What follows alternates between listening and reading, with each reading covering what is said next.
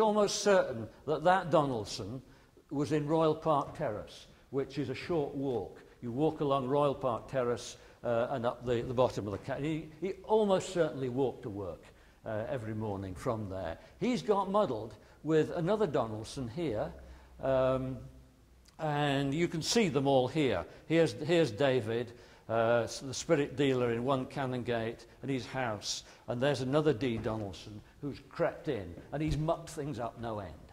It's not a simple take which we've got here.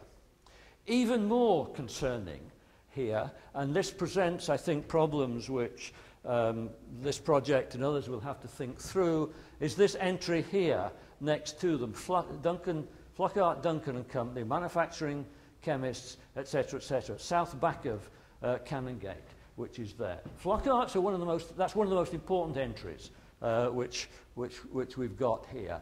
Here it is. Here's the full PDF which you've got. To cut a long story short, these people are part of the pharmaceutical industry of the lower Canongate. They made chloroform for Simpson. Was one of their major and most important products. Unfortunately, they might be able to handle the demands of the pharmaceutical industry, but they make a complete mess of addressing history. They don't know where to go here. Why? Because when you set up the structures there's quite a reasonable structure which says each entry has a forename, a surname, an occupation, and an address. Now, as you begin to look more at a directory, you'll find many entries don't have a forename, they're simply a company. Many people who have forenames and surnames don't just have a work address, but they have a home address. They need 2 address fields which are there. And again, you can see Duncan Flockhart. Do you want his telephone number? I don't know. It'd be interesting, wouldn't it? You might do, because you might want to get a listing of everybody who had a telephone at that particular period. It's just beginning to be part of business. He's got several entries here. Flockhart's, in fact, had a big piece of land in North Edinburgh in which they grew the plants, many of the plant products that were the basis of pharmaceutical products, foxgloves, digitalis, all that type of thing. I'm being a bit mean here because I've probably got the most complicated entry in the whole of the 1905 directory. Nonetheless, the challenge that I'm kicking out to the project, and it's important if crowdsourcing is going to be helpful to you, because a crowdsourcer can deal with New Street spelt NCW. Absolutely no problem, particularly with the PDFs which is there. But unless you give them structures into which they can put complex entries, such as companies, such as institutions, such as multiple entries, such as the separation of home and work, the crowdsourcer is going to scratch ahead and find enormous difficulties in coping with the challenges which this brings for them. So there's several points coming from this, my initial inquiry about the Canongate, which is there. One is the high error rate of OCR. I reckon about 40% of the entries are compromised, and 20% of them are compromised in ways that alter the structure, and that's the worry. The compromised ones you can deal with in your agenda, but where the occupation, where the data structure is compromised, is problematic. The Google location system is quite good, although it always takes the last address element. So again, you've got to be sure what it is. Sometimes it gets in a right tangle. There were 2 residents of St. John's Street. Many of you will know St. John's Street as being just off the top of the Canongate. It was the first new town of Edinburgh before the one that we all call the new town. Actually, those 2 residents are dumped out in Corstorphine because of the St. John's Road there. There are now no residents in St. John's Street, so Google hasn't a clue what to do with that. But Google's always helpful. Google never gives up. It will always put it somewhere in that way, which is a bit of a danger. which is here. There's the issues of placing correct information in the appropriate field. I think in 1785, 24 of the occupations, as I said, were addresses. And there are clearly issues. You might be able to set up a directory or a lookup table that does that. But again, the directory will create problems for you because many entries genuinely don't have occupations. And typically, entries referring to women don't have occupations. And there's all sorts of issues coming here. So the problem in many ways is not a systems problem. The problem is about the growing complexity of the directory itself.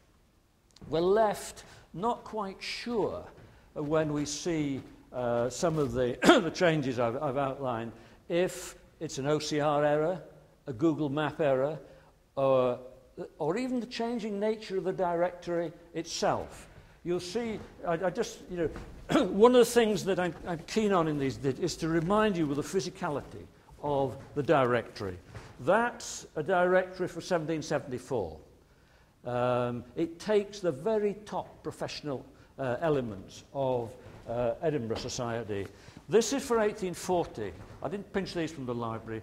Okay, actually, this was when you could still buy them for next to nothing in charity shops, before the people who run charity shops realised they're actually worth quite a lot. So that's 18, and this is the 1890s here. In the 1890s, there's a very full A to Z listing, a very full trades and professions listing, and a very full street-by-street listing, so that many people put their profession into the trades and professions, and they don't put their occupation into the A to Z list. So are we looking at the changing nature of Edinburgh, or are we looking at the changing nature of the directory here? It's a familiar historian's problem. I mean, but one of the difficulties is when you put something online, it obtains an enormous authority, and people become much less critical. Source criticism is a very hard thing to do. We need some sense of context, and I think one of the things that I hope will come forward is perhaps some introductory essays on that sense of context. I remember, I think somebody's going to talk about the statistical account website later on, but one of the most powerful things there are the set of introductory essays that tells you this is how the source you're looking at was put together, this is why it was put together, this is what was in the heads of the people who did it. And that context is something that we need to look at here.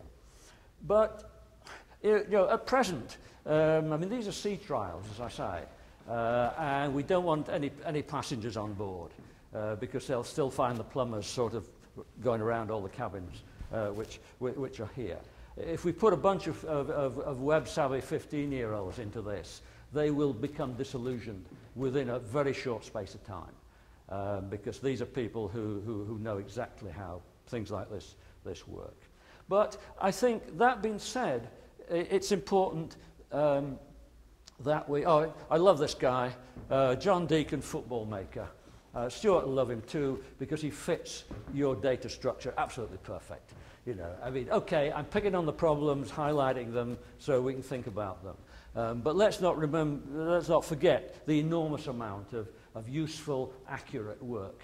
If you want to know about the football maker, in you go here. But it's important to know how things are operating. Okay, let's go to another of my interests, because I want very quickly just to run through photographers. Become interested in photography as a business, not just the photographs themselves. You'll be pleased to know there were no photographers in 1784, which is good, perhaps, as well. So let's go to 1865. What we find here is a distribution of photographers. 29 results were found here. Here they are along the main shopping street, Princes Street. You know, let's all go into town and have our photographs taken. Here you can see them along Newington, the Newington Road area, as the middle classes of Edinburgh were spreading out, heading towards Grange and Morningside. And as they spread out that way, the photographers who wanted their business also chased after them here. 29 of them I've got. Remember that number, actually, because when we go to 1905, there's only 20. What on earth is going on here?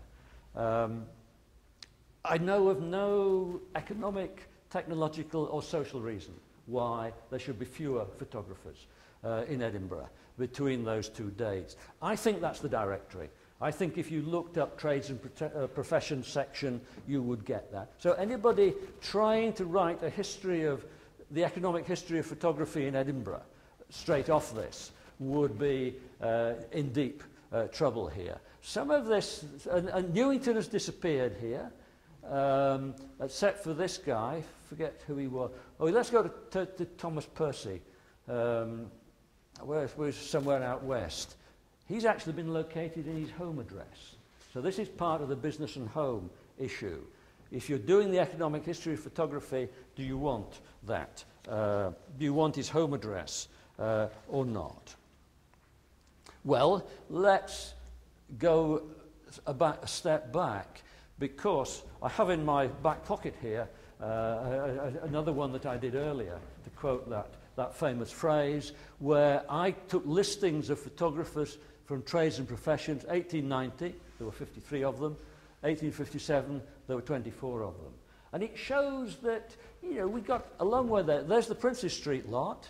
Green is the earlier group, and you can see the photographers following their customers. But as their customers swung west here, towards the West End, and down the Morningside Road, and down Leith Walk, the photographers left Newington, and they followed them on there. So that's very much the artisan level. I have to admit, I put those in line by line, digit by digit. It's an indication of the gains if the OCR and crowdsourcing works, and if some of the problems, the changing structure of the directory are going to work, then you can see the sorts of gains that would be made here. So this is, I think, absolutely fascinating project, which has made enormous gains. I refer you back to my punch cards, which are sitting there.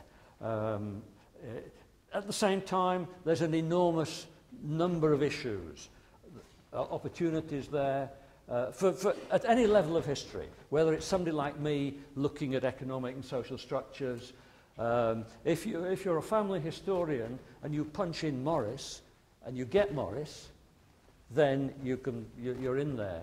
If you punch in Morris and you don't get Morris, well, is he there or is he not there? Or is it the structuring or the OCR that means that your ancestor wasn't in Edinburgh? It's a very, you know, the risk elements are things to deal with. So we need context, we need ways of dealing with complexity, we need ways of thinking about data structure.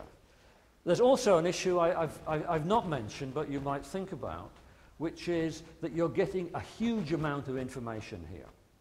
And we need to think about ways of presenting and analysing masses and masses and masses of data which are here.